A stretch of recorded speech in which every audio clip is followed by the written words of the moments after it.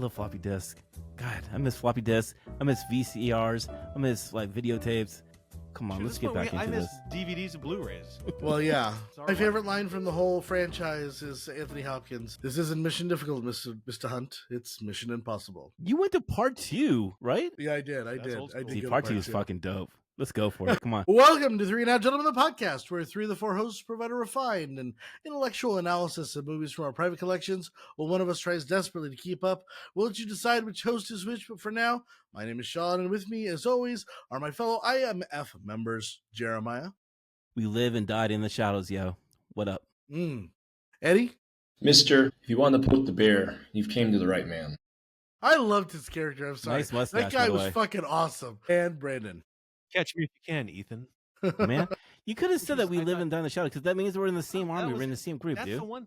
That's the one that I wanted to do, and you stole it again. You steal it all. No, the answer, no. You live and die in the shadows is the first part. The second is for those who will I never didn't know we're write here. down the second part, Sean. I didn't write. Well, it. you sucked. I mean, watch the I was in movie. I was in Anyway, theaters. I was See. typing it under my shirt. Listen. If you were part of the rebels, if I said, I have friends everywhere, and you didn't say that, just know that you're Live and just Die in a the you're. Shadows, and there's a you- spotlight right on you. what am I sacrificing? I'm sacrificing everything. Wrong show, wrong movie, guys. Wrong I'm movie. sorry. Back I'm to sorry. work. I'm sorry. All right, come on. Sorry. As I'm with sorry. every review we give, our goal is to answer one simple question: how many drinks does it take to get through the film that we just watched? Now, at the end of the podcast, we'll rate each film based on the scale of 0 to 5, with 0 being the perfect film that you can watch stone cold sober, and 5 being sort of the film that makes you feel like you fell out of the airplane after your arm has been snapped backwards, only for God. you to hit your head on the plane's rudder and die. Now, mind you, I thought his body split in half, like it's from his asshole, because when he hit it, I thought it fucked him up like that. I'm like, whoa, that's fucking hardcore to die.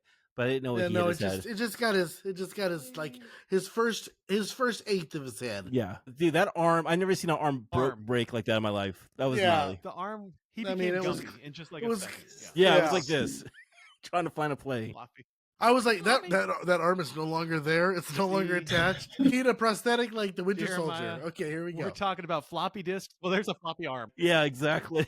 Well, tonight, if you haven't caught on, we're going to be returning to theaters with the newly released Mission Impossible: The Final Reckoning, which is a continuation / sequel to 2023's Dead Reckoning. Now, in this film, which may possibly be the end of Ethan Hunt's reign in the IMF world, we'll see about that, we see Hunt and his team go head-to-head with a self-aware AI program called the Entity, all while navigating around the dangerous groups that want to control the AI superpower, including the United States government and the lethal Gabriel, who seems to be a manifestation of death and carnage. This Christopher McQuarrie film stars Tom Cruise, Simon Pegg, Haley Atwell, Ving Rhames, Isai Morales. Mission Impossible: The Final Reckoning has an IMDb rating of 7.5 out of 10 as of recording, and has a Rotten Tomatoes score of 80% with the critics and an audience score of 89%. So There you there we have have it.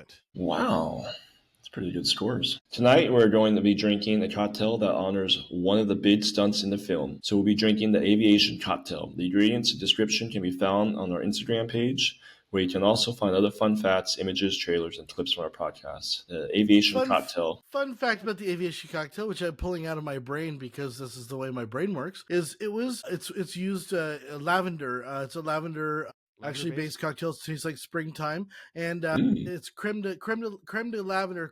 It's basically creme de lavender. And this recipe for that particular liqueur was lost for 40 years. There was a factory in France during World War II that was bombed, and they lost the recipe and they stopped production.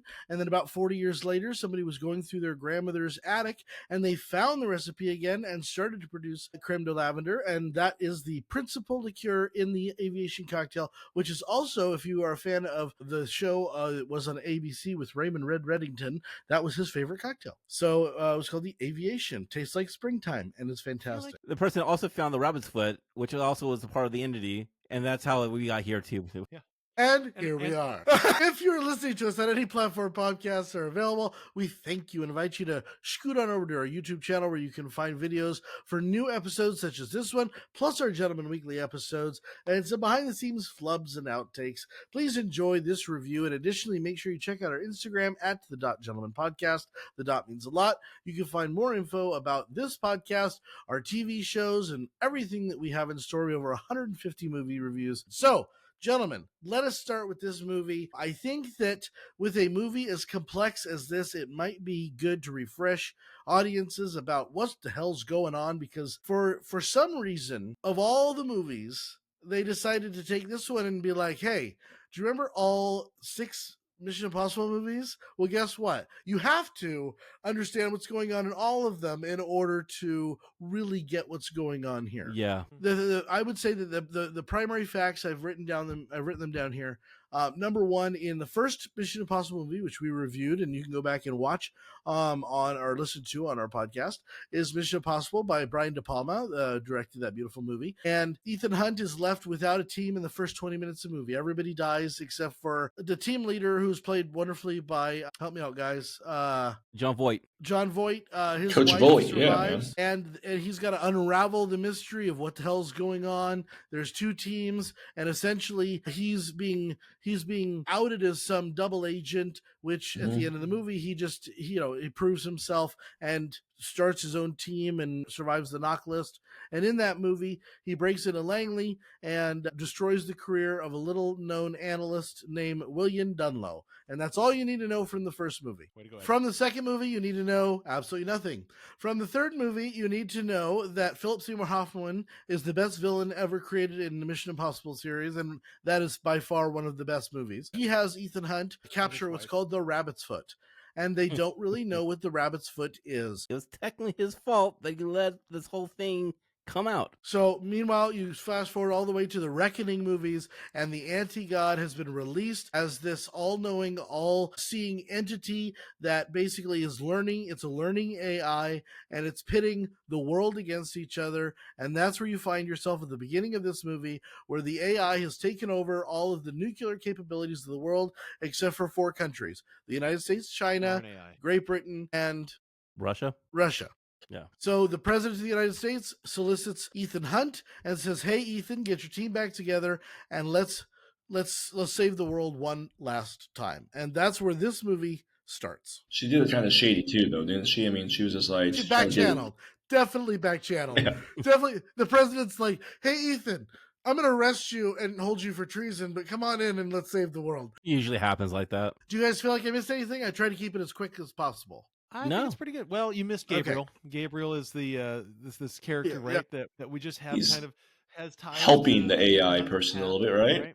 Yeah, he's one of those true Really, believers. I guess we could look at it and say it's the one bad guy that Ethan Hunt has constantly been eluded by. And one of the great parts about this movie that I think this movie started off with is it kind of gave you a retrospective of all the movies. It gave you scenes awesome from all the movies, and it kind of reintroduced you to a wonderful franchise, and you got the feeling right away that this was it. 30 years, however long it's been. What was it? How long has it been? It's been over 30 years. Yeah, 96. As of next year, it'll be 30 years. And I agree with you, Sean. I love how the intro starts because it is a retro throwback, especially using the message in a TV VCR combination, which I thought was so cool, by the way. But, it does take us down to memory lane of the last 30 years, and it gives us more of a nostalgic vibe. And it kind of makes you really appreciate the franchise of like how many years we've been with Ethan Hunt and all these stories. Intricate, right? All these things are layered upon each other. So I got a question for you because I'm going to spoil it. Jump ahead. With this beginning, right? With this idea that it is nostalgic, it is kind of a recap, it is kind of a revisiting of all, previous 7 movies or whatever it's been. Did you think that Ethan Hunt was going to die? At the beginning of watching this one, did you think that Ethan Hunt... Okay. So that was my vote too. I thought for sure. Jerry, you thought he was going to go? Yeah, I thought he was going to. Eddie, what'd you think? No. I have to be real. I think this is Tom Cruise's baby, and I think he wants to carry this thing out till he is... what's the Secret Service name for England, for Great Britain? Like for for 007, what was the name, the call sign? Skyfall? No, it's Mom. You mean like M? Yeah, M. Like M. Oh. Yeah, he wants to be... He wants to be to be the Kittredge, director. or he wants to be a director. He wants to be the director. Yeah, Kittredge. Tom Cruise is trying to ride this thing out for a while. How is Kittredge Well, still so just here, kicking, man? I kind of want to go. I want to go into that because if you watch the movies, the director of IMF has been kind of different in every movie. You had Kittredge in the first movie, which was played brilliantly by Henry Henry, Czerny, and I yeah. love Henry Czerny. He's Same here. fantastic, great actor, and you don't realize how young he was in Mission Yeah. Impossible because he had the gray hair, but he's always had gray hair. It's like Steve Martin. He's always had gray hair. But in the second one, it was Anthony Hopkins. In the third one, I want to say the director was Lawrence Baldwin? Fishburne. And no, it was Lawrence Fishburne, and his underling was Billy Crudup, and Billy Crudup was Billy was good. and Billy was a double agent. Yeah. And so you had kind of that thing. And then the fourth one, you had the late great Tom Wilkinson, and that was with Jeremy Renner. Now, Jeremy Renner was supposed to replace Tom Cruise in the fourth movie. He actually came in and was wonderful. Part of the team. It was a great addition. Okay. And then he came into the fifth movie as well. And that's when Alec Baldwin took over the role. And then in the sixth movie, Alec Baldwin actually took over Jeremy Renner's part because Jeremy Renner was supposed to get killed in the sixth one, and he was like, "If you're gonna kill me, I'm not coming back. Like I'm not playing this game." I was supposed to be the new, and then he went over to do the Bourne franchise. Didn't quite work out that way.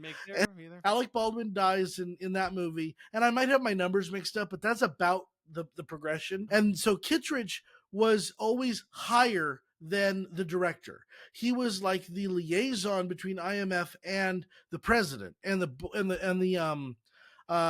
cabinet to the president. So Kittredge was supposedly always there, and all these directors have gone the way of the dodo. We got Cary Elwes Anthony here. Hopkins through, right? You have Cary Elwes here, who's essentially the director. So yeah, that's the kind of the progression. I think this is going to be something hopefully we talk about a little bit. Is there's complex storytelling, and then there's complex to the point of almost incoherent storytelling, and I think that this borders on that a little bit, where it gets too incredible to really follow at times. And Final or Dead Reckoning and Final Reckoning are really kind of one movie, but they're split into two. So they are. Movies. Yeah, they are. You have to watch the other. Yeah, I went back and watched it 2 days before I went and saw this in theaters, and luckily I did. There's a whole lot going on that I think might be actually detrimental to the storytelling just on a whole. I actually really appreciate the editing in this film because I like how they spice like the images of what they're talking about and going back and forth, which some people did not like it, but I really appreciate it because it really gives you an idea of what they're talking about and what the plans are. I love how it's tied into number 3.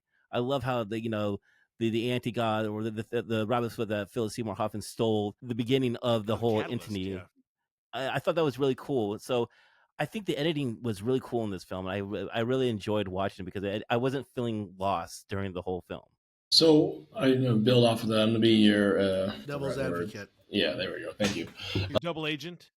I don't personally I don't think there was a big enough villain in Dead Reckoning and Final Reckoning. I felt like I was missing more of a villain. If there was Gabriel had like some of the minions or something that had like some more. Like I felt like Gabriel was just always by himself, and he had no one there with him. And then she decides to jump ship and come over to Ethan's. Kittredge just throw back to number 1, and that's really cool. But make him a double agent, make him the villain, make him part of the villain. Do something interesting with him. Don't just have him be like the antagonist, like a fake antagonist from the government.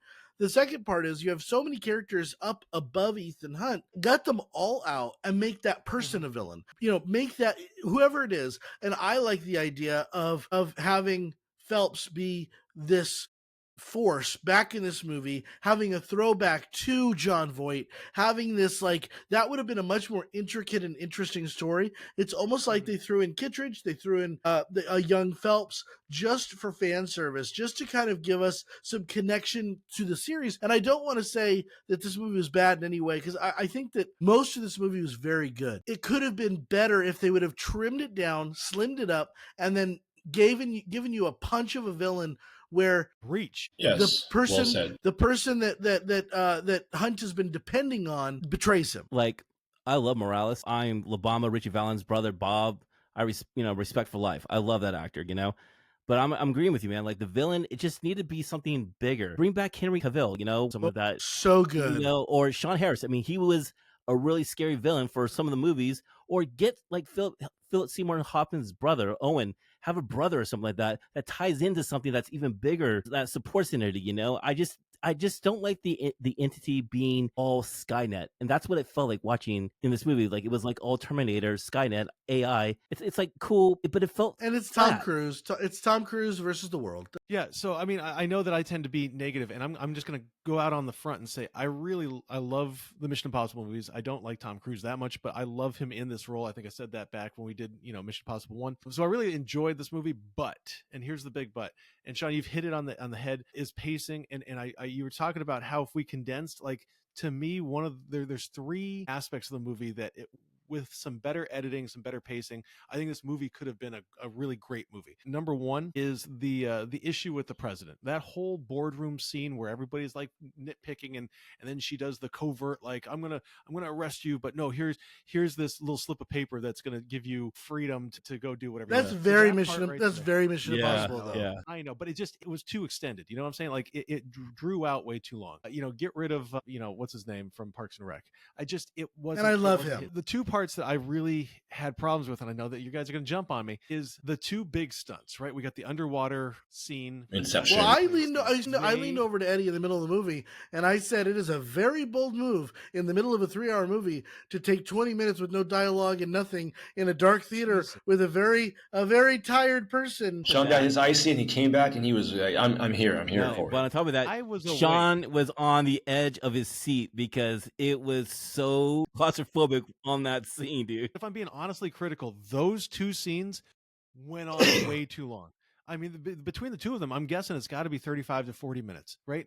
And they're great. Yeah, Here's the problem, yeah. right? The scenes are great. The stunting is amazing. We talked about it kind of off mic, is that, this idea of jumping from one biplane to the next biplane or propeller plane is badass, and oh my God, it's great. But at the same time, when you weigh down, and I really think it's a weigh down an overly complex movie with two action scenes that just feel like they go on and on and on and on, and that underwater scene especially, it really kind of takes you out of the movie. Not even the underwater scene. Everything before that, though, I feel like the lead up to it, you have to randomly get dropped, and he jumped out, and he was just floating in the ocean. And you had the Navy SEALs. That was fucking awesome. But it was even before that, like the lead up of like the whole lead up of it. I felt like it took a lot for that, and then you're in it, and it took a long time. Yeah. Here's why I don't agree.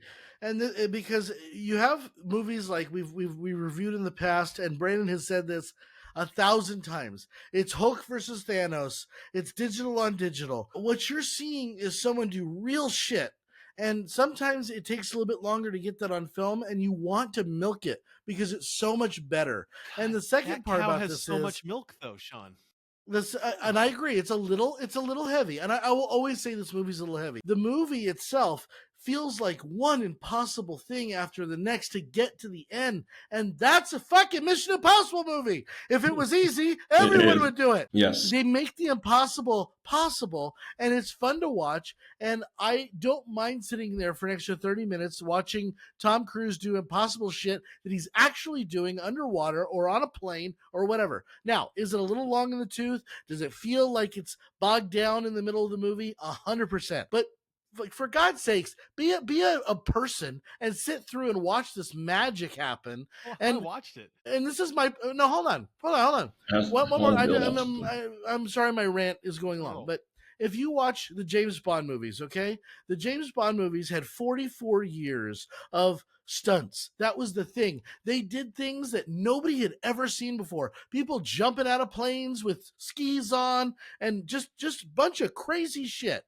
Mission Impossible has taken that theology and moved into a realm hitherto unseen on film. They raised and the so bar. it is 2025, and we got two great special effects stunt scenes with zero ILM, zero digital, and that is badass. I did lean over to Jeremiah, and I think also to you, Sean, and I was like, why are they always so badass with how they look? Like they come in with like these ski set, and like they just look badass. I even said, they look like the toy figurine, like the Cobra from GI Joe. Yeah, Cobra, but yeah. then The instantly action figures. when Hunt jumped out in the water, and then you had the Navy SEALs that just popped out of fucking nowhere. I was like, I stand corrected. They look more badass. They look more badass than they do. That was badass. That gave me goosebumps seeing that. I was like, that was fucking And I will say before Jeremiah goes, the nostalgia of seeing William Dunlow and the whole Alaska portion of the film, which I believe is a lot of fan service, but also I like that way better than the Kittredge portion. Fucking great. It was a way to have Luther live without having Luther live, which we didn't even talk about the death of Ving Rhames. I want to throw into, maybe this is why Brandon doesn't like it, and Hannah is actually the one who provided this information to me because she saw a reel about how they usually make the Mission Impossible movies. What they do is that they actually start with the stunt first, and then they build the story around the stunt. So that's the first thing you see. So if it feels kind of like, fuck, it's taking too long, or the story kind of feels kind of flat, well, because they are focusing on the stunt first, that's the movie. So that's the reason why I kind of feel stunts are just so like magnified in a lot of ways. But I'm going to agree with Sean here. There's the aircraft carrier jumping off from the chopper, which I thought was one of the coolest stunts to get into the submarine scenes. I mean, that was like Mission Impossible right there. It found its groove, I thought, from the moment it got back to like in the submarines. I thought it was really cool. The moment he went into the chamber, the chamber and had the vision of what was going to go on, from then on, the movie was a 10. From before that, it struggled. Let's just put it that way. It struggled. And I will talk to the listeners right now. First and foremost, if you get a chance to watch this movie on IMAX, it is filmed purposely for you to see in IMAX. During that scene in the submarine, when the water is filling up, you see the screen going higher, and then it's all full screen, and it's so fucking stunning. If you get a chance to watch IMAX, they make these movies for that purpose, and it's like you got to experience it, dude. I mean, I'll leave it at that. Go watch an IMAX, but since the submarine part with Sean, it was great. Well, we're always going to be a proponent of theater watching, but I mean, just the sound, the music, the theme is something that we've grown up with for the last 30 years, and it just kept pummeling you over and over. Jeremiah, and you missed though Limp Bizkit being part of the soundtrack. One time. Tom is a kick-ass song, all right? Love it so much. Disappear from Metallica, that is a kick-ass song. I'll fucking rock that shit out any other day. Cool would that have been, Ed? What's really funny is as we were walking out of the theater, I turned to Jeremiah and I said, you know, this franchise that nobody thought would ever go 9 movies or 8 movies or 9 movies, whatever it is, really was reinvigorated by J.J. Abrams. He kind of stuck his fork in the socket and went, "Hey, let's go! Like let's pick this up a little bit," because the John Woo one was good. It's one of my favorites. I love number 2, but that wasn't really a Mission Impossible movie.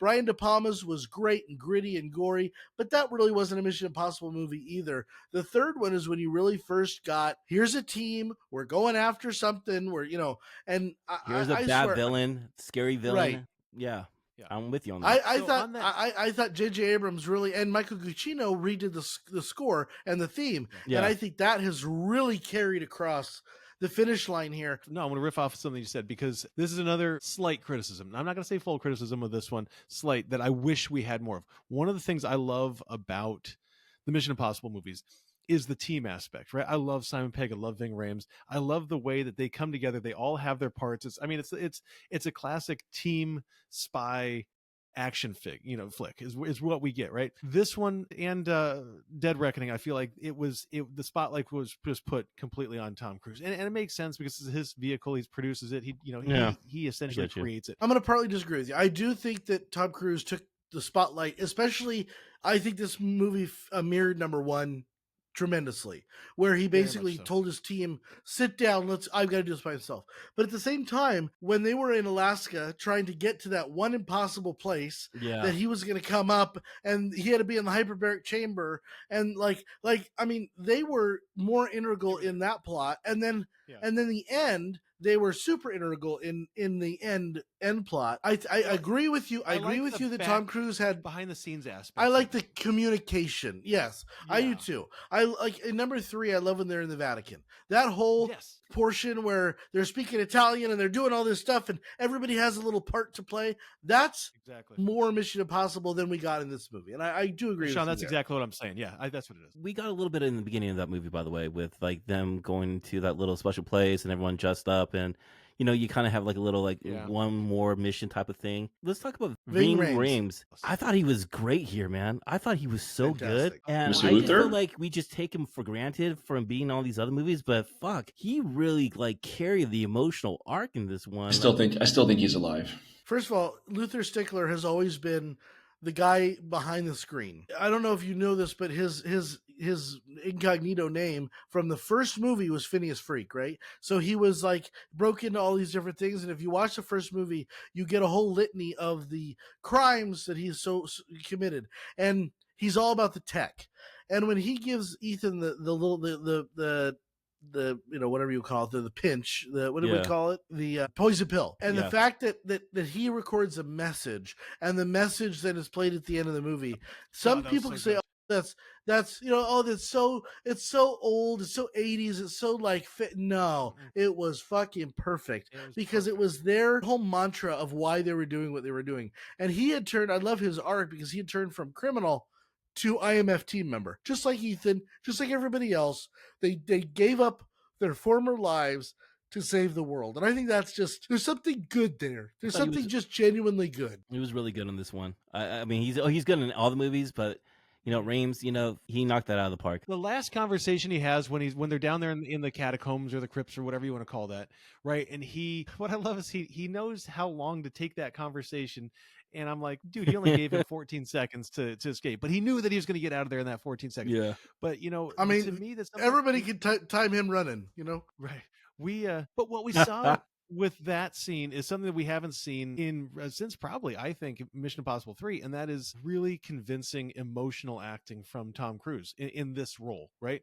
And I mean, I felt this severing of a friendship that really meant something to him. And they constantly keep referring back to how much his friends mean to Ethan, right? And that's the only thing that he cares about is his friends and how he's going to keep them safe. And you can say that a whole lot, but that scene with Ving Rhames, it shows, right? So it's not just telling, it's showing. And to me, it was a necessary scene. I hated to see Ving Rhames go, but I love seeing what that inspired in Ethan Hunt / Tom Cruise as an actor and character. What this franchise successfully has done is taken a character that you love, multiple characters that you love, and made their deaths mean something.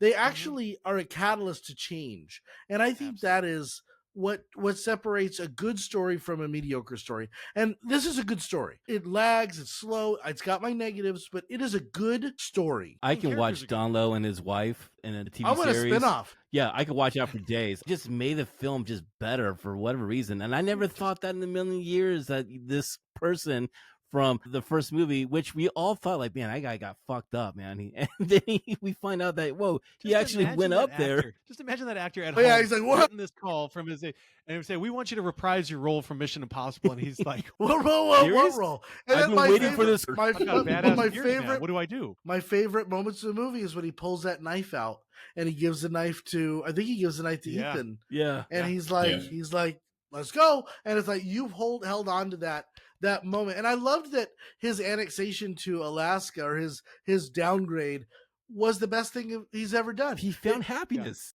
He found happiness, Awesome. and I'm like, well, that's a different way to approach it. Like, that's wonderful. And I thought, Good. once again, the characters make this movie. Benji, to me, stepped up majorly in this movie. It was Yeah. beautiful to watch his progression.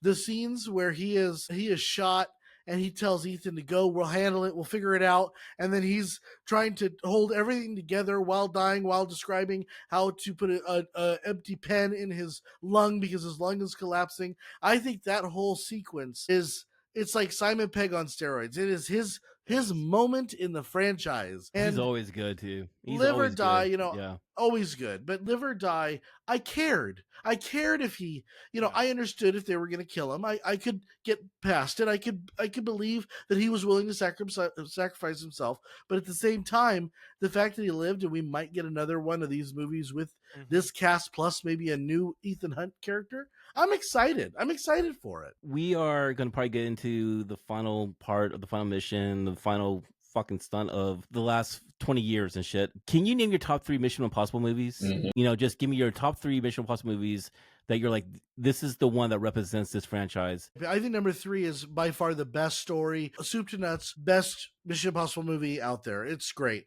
Philip Seymour Hoffman is one of the greatest actors of all time, if not, one of the greatest character actors of all time. You got Jonathan Rhys-Davies, who I loved in that role. Simon Pegg comes in, I believe, in that movie. Mhm. And you had Kerry Russell at the very beginning. Kerry and Russell, yes. It was such a beautiful, you have the little exploding thing in the brain. But more than that, you had a good story. It felt very Mission Impossible-y, and I think it was a complete movie. You had stakes, and I loved the stakes of that movie. My second favorite is number 1. Brian De Palma knocked it out the park with the original. I love going back and visiting that one because it's so intricate with the knock list and stealing it. And then I think the one with Henry Cavill really was the most complete Fallout, after that. yeah. And I think that was 6. And what I loved about that one is you had, once again, you have a turncoat kind of agent, but you also have this idea that there are different people representing different elements of what government is doing. I have not seen 2 of them. I have not seen Rogue Nation or Fallout. So I need to get on that. I know I do. Saw Ghost Protocol. I saw the Dubai scene, So I'm gonna chicken shit out. I'm gonna chicken shit out and say that I only have 2 because ultimately the Reckonings, I wouldn't put them up there as favorites. So I'm gonna go 3 and 1. That's my 1 and 2. 3 is, I think, Sean, you hit it really, really well, but I think that honestly, you could make the argument 3 is one of, if not the best action films, or at least espionage films in 50 years. I think that, I know that you have an absolute love of 007, but this ranks up there with Casino Royale, which to me is one of the best espionage films out there. And Skyfall's up there too. Skyfall's good. To me, Mission Impossible 3, it transcends. And it transcends because of what you just said. It has Philip Seymour Hoffman. It has the introduction of this new and really, I think, great balance of character actors who come in and make up this team. I mean, Simon Pegg is, to me, hands down, one of the very funniest and most endearing actors that you can get as a character actor. I mean, you care about him. I don't care if he's playing a little alien in Paul or not an alien, but he's playing against an alien in Paul, or he's playing against the zombie in Shaun of the Dead, or he's doing something like this as Benji. He is fucking amazing, and I think that his inclusion elevates that movie to a 12. I mean, it really does. So I'm going to go with 3, 1. And then probably if I was going to say there had to be a third option, I'd probably go with what is it? Ghost Protocol. All right. So I never watched Fallout. That's the one with Henry Cavill, but that one has amazing Rotten Tomatoes score, 98%. Like, what the fuck? And 7.8 on, and then fucking amazing. Yeah. So I like Rogue Nation. That was the second one of Jeremy. And that one also 7.4 on IMDb and 94 on Rotten Tomatoes. I remember scenes from that. I was just like, where the fuck Dubai scene? Yeah, the Dubai scene with the tower. And and I remember I missed the other ones. I was like, damn, Mission Impossible has just been low key like badass. Low key hitting them out of the park. Yeah, I would say it's between this movie and then 5, and then Part 1 was my favorite. Got it. Okay. All right. Part 1. Okay. Jeremiah.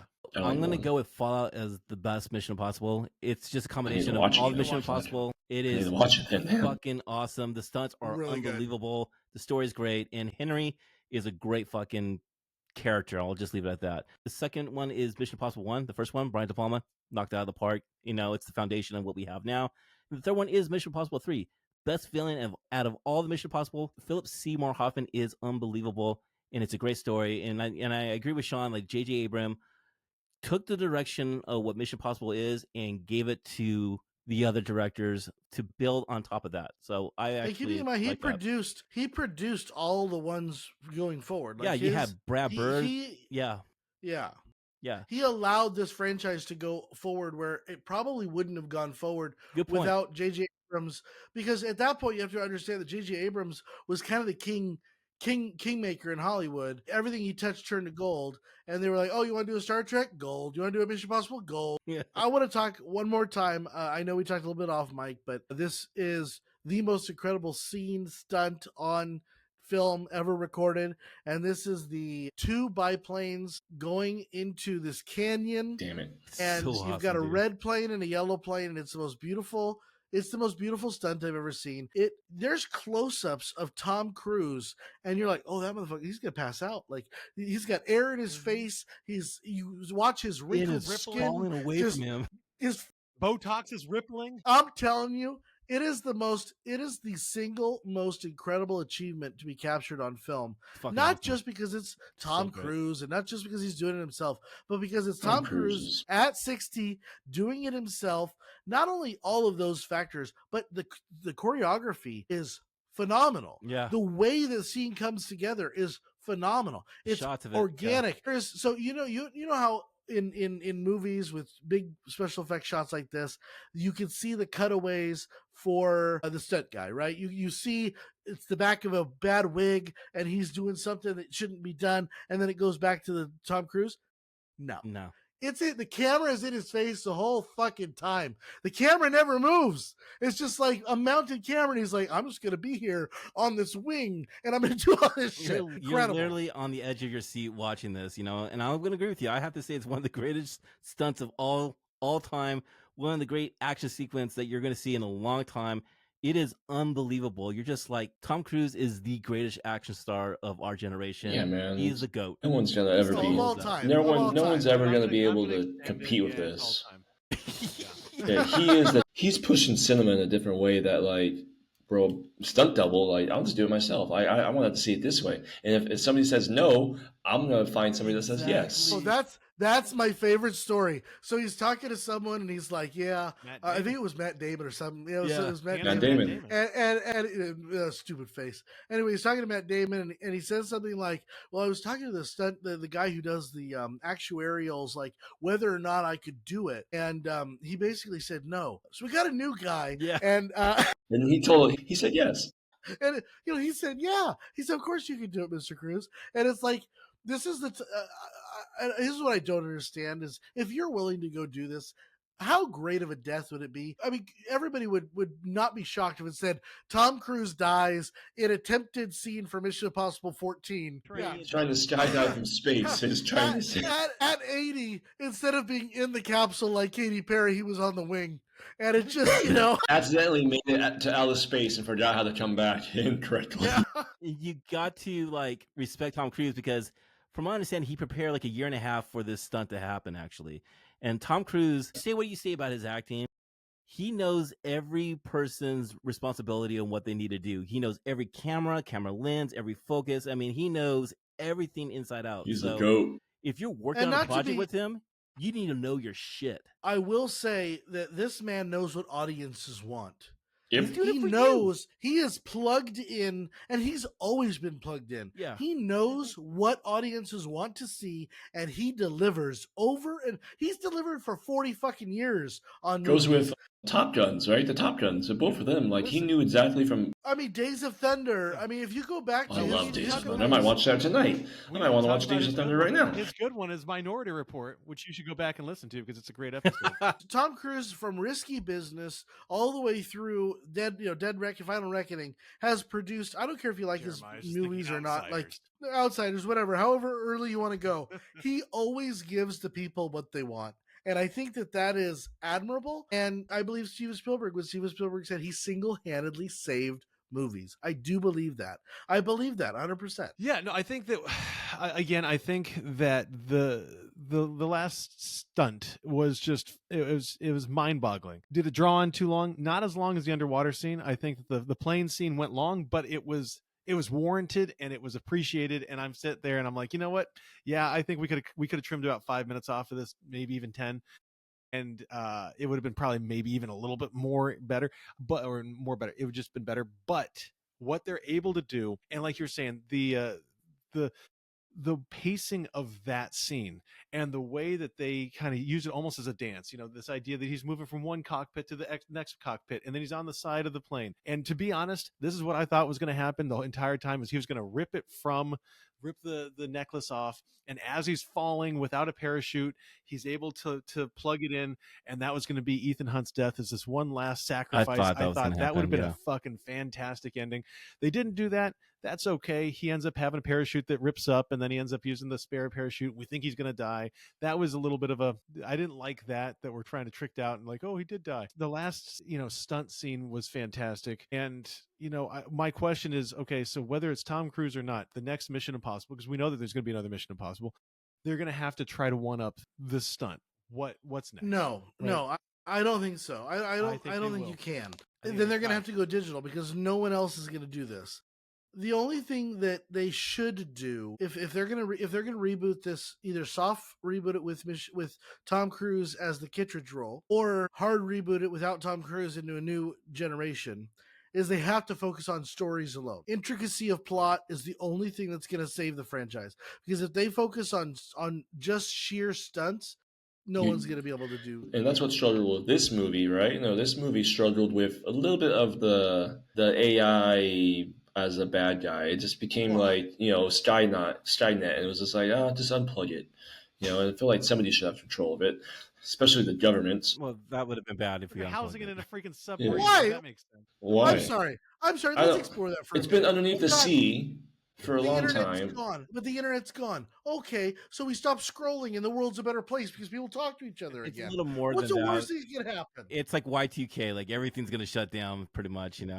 We'll rebuild. I know what you want to do. You want to I'm go to in the the mood village. for an Yeah, apocalypse. Let's go. Are you really telling me You there's want to no go to the there's village, no you know, and you just really like, tell me there's no How much protocols can if punk internet guys really goes start? down? Not the There's a internet. nuclear war. You tell me Those- all it takes is Wi-Fi to go down, and all of a sudden everyone can hack our fucking our nukes. Is that what you're telling me? It's a little, Jeez. it's a little more We than have that, no but access I to did our- say- our I agree. financial statements. Well, I'll tell you this much, Ian. It is kind of funny that an algorithm, so to say, is going to be the greatest villain of all villains and shit. So it's kind of fucking stupid when you think about that, dude. I mean, really, if you think about it, the villain of the movie is Jeff Bezos, right? I mean, it's gonna be at the end of the day, it's Alexa going, "Huh? What?" I'm gonna say Jeff Bezos will take any sponsorship from Amazon. I'll have Alexas all over my life. Yeah. I'm not talking trash. You have the greatest company in the world. It's Listen, fantastic. if you want to put us on a fucking rocket, we'll go on a rocket too, you know? I'm not going down any submarine though. Yeah, fuck that, dude. I do think 10 is a magic number for Tom Cruise with Mission Impossible. 2 more, I think 2 more, and then it's gonna be another double feature movie. Like it's gonna be like 1 movie into 2 movies. Oh, type okay, I thing. see what you're saying. But Well, what it's else Tarantino, he's going to though. have to do? I mean, is He's gonna got to have die. he's He's gonna- got to die at the very beginning of the first one, and then not die at the very end. No, thing. he has to go to space. I mean, that's the next fucking stunt. I mean, to shoot something in space. So he. Well, That's bring let's it gonna do be the on. next that. one. You're No, right. I'm just saying, there's nothing else he can do. I mean, that's the next. I No, mean, he's gotta go he's got to go disarm into a a satellite. volcano or something, you Disarm a know? satellite. He can swing from satellite to satellite, just satellite it up, just in the atmosphere, just fucking space cowboys. It could be space cowboys. He's It could literally be, you have to know, be in and space. which, by the way, if you want to listen to our Space Cowboys podcast, it is available everywhere. Ooh, Podcasts have we are not done? available. We did Space Cowboys. Jeremiah, doesn't that kind of sound like an Armageddon plot? Oh my god. Plug Also, that- Armageddon is available in one of our 200 movies that we've Let's already. say, keep it simple, Put him dude. on an asteroid. Dude, like go on Alcatraz. Keep it simple with like some newts or somebody like By the way, you know. we also have done Rock, and that's The one of Rock, our I also believe that we've episodes done that we've done here. With that, Jeremiah, Listeners, we have reached to the end of our review. It's time for each of the hosts to provide its score. Go. Bravo, Echo. 1. Bro, you would not be able to handle. and they'd be like, "No, that's Again, not right." I would have that fucking That's not right. backwards. I'm like, Charlie Phillips, fuck you, shit. Over. You didn't say over. What? Over? Yes, the nest is in the crow. The nest is in the crow. Oh, you mean blow it up? Okay. The All right, eagle is guys. gone. The eagle is gone. So 0, the perfect movie. You need nothing to enjoy it. 1, a filtered first cocktail. 2, a happy buzz. 3, you're gonna Uber or Lyft him home. 4, rough morning walk of shame. 5, blackout, shit face, spring break drunk. Is this the 8th movie? Yeah, Yes. That's too high. I'll take it. All right. So yeah, I'm hit and miss with Mission Impossible, especially these last 2, because they give me just that taste of what I really, really want, but at the same time, it's not enough of it. I want more of the espionage. I want more of the intricate. I want more of the triple backstabbing. I want less of the focus on just one character and more on the team. And you know what? That's just a personal thing. I know for a fact that if we're talking about how, you know, basically our credo for why we're doing this podcast and how we're rating it, we're saying it, you know, this is how does this film influence the way that movies are going to be made? I think that this film is not going to do anything special to movies because it's already been done with previous Mission Impossibles, right? They have already shown us what we can do with practical stunts. I think that a team up between Christopher Nolan and Tom Cruise would be absolutely badass because you've got 2 traditionalists who say this is what cinema is. And you know what? Whether I like Tom Cruise as an actor or not, and the answer is I don't really like him as an actor, I respect the absolute living shit out of this guy, right? And we see that with these stunts that we know that he's doing. And so on that point, I mean, this is a near zero movie on that point. However, with a story that comes around it, and Jerry, I know exactly what you're talking about. I've heard about how they make the Mission Impossible. So they start with the stunt and then they build out from there. Mm-hmm. It's a nice idea, but you can see where the holes fall, right? And to me, Exactly. there's just too many holes. There's too many lags. There's about 40 minutes too long in this movie. Maybe even more focus on the team, more focus on Ving Rhames' character. I love that character. I love Simon Pegg's character. Haley Atwell, we didn't even talk about Haley Atwell. I thought she was absolutely fantastic, right? The acting's there. The problem is the focus isn't there. And I think that that's what the movie is just lacking a little bit. So because of that, I'm going to be giving this a 2.8. I don't think it's as good as an average film. I think it's just a little bit not as good as an average film, but it's still not a bad movie. So 2.8 is what I got. Who wants to jump next? I hear what you're saying, Brandon, and I actually did not care for a lot of parts of this movie. I was like, oh, it was laggy in certain areas of like the party scenes. I was just thinking it was unnecessary. I felt like they were trying to wrap 8 movies into one almost. And then if you really dive into it, you have to know all these other stories. So it depends. It's a double-sided sword with this movie. However, I just think Tom Cruise is fucking badass, and I give all the praise to him. And he's pushing the limit. He'll find a new way to push the next limit, and he's the reason why I'm giving this a little bit lower than what Brandon gives. But I also, piggyback off. I don't like the villain in this movie. I was looking for something a little bit more villainous, and maybe like a team, some type of more of a team that was trying to take over the world type thing. And like anyone that was, they like switch sides to his side, and then it's like, well, that's no fun. Now that there's no one else to fight against. So here and there's this little areas I pick and choose. But overall, this is still a great movie. I think it falls in line with a lot of the Mission Impossible movies. I think a lot of them are all around this 2 range. I feel like this one is a 2.28. That's how I would feel this one. This is a happy buzz with a half a shot, in my opinion, a big half shot. Right. Listen, I respect both of you guys' score. This is one of the reasons why you go to the movies, because you want to experience something big like this. This is like pure like popcorn culture cinema that we all get to be a part of. I saw this movie twice in the theaters, one in IMAX with my fiance, and then here watching it with my friends, and it was like the greatest experience. Like we were all just joking and laughing and just like can't believe what's happening on the screen. And that's the reason why you go to the movies, to experience things like that. I miss experiences like that, and I think this movie brings the greatness out of those experiences for us. Tom Cruise is the greatest action hero star of our generation. The stunt is unbelievable. Both stunts are unbelievable, by the way. Get a chance, watch it in theaters. I have some issues with the film. I did not like the villain. I think they could have done something bigger, something to tie of all the other Mission Impossible films in the franchise, which I would have really enjoyed about that. But other than that, the editing is great. Everyone who's in this movie owns it. Great acting. So this is a feel-good first cocktail with a shot and a little over a shot. It's a 1.75, my score. See you in the theaters, experience it with your friends and your loved ones. It's fucking awesome, man. Yeah, so I think that I had the most favorable, based on my score, I certainly had the most favorable opinion to this movie. But what I love about Mission Impossible is what they gave us. Yes, the story lagged. Yes, it had some negatives to it.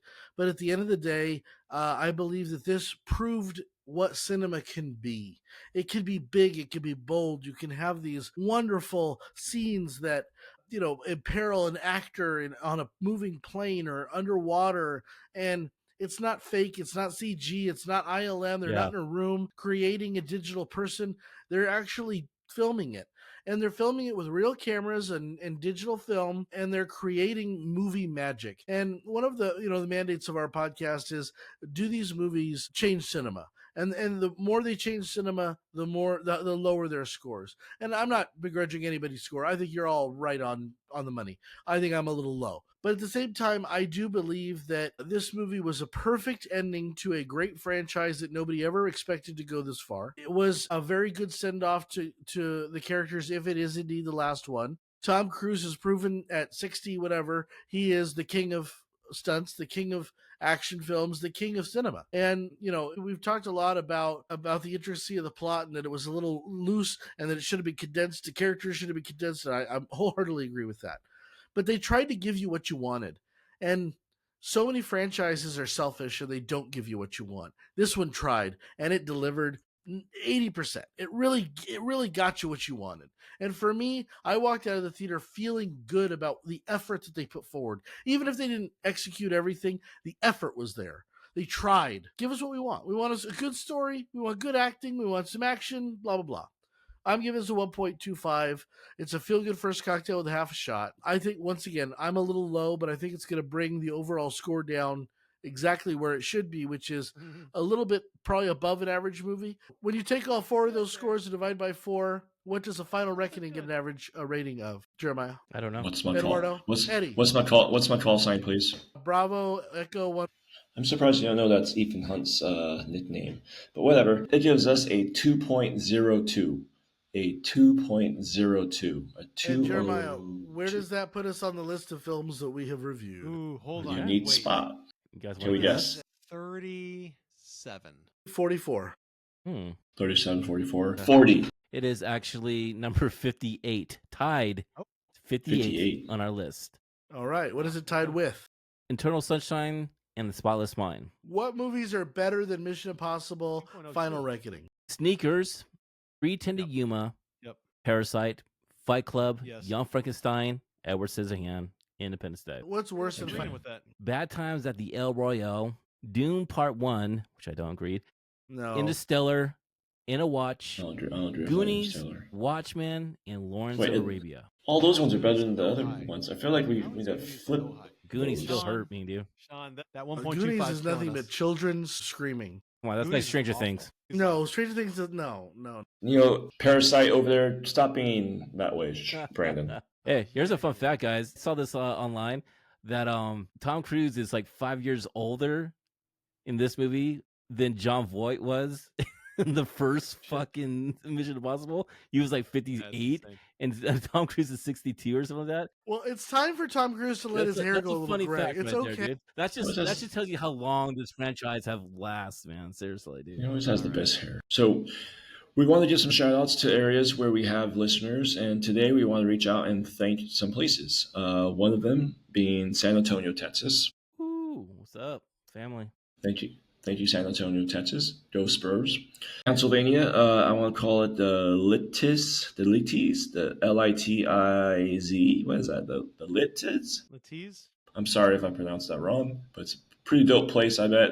If it's anything, that's the Strand. Well, thank you out there, for all the listeners out there. Represent. Yes. Pampano Beach. Pompano. Okay. We Pompano really Yeah, Beach, need you know. Florida. more communities. And you know what? Scottsdale, Arizona. Forget that. Arizona. That was, Nice. we have a good one. Arizona, Scottsdale. That's a dope one. Everyone's All dope. right. For this season, we really want to get some more listener participation.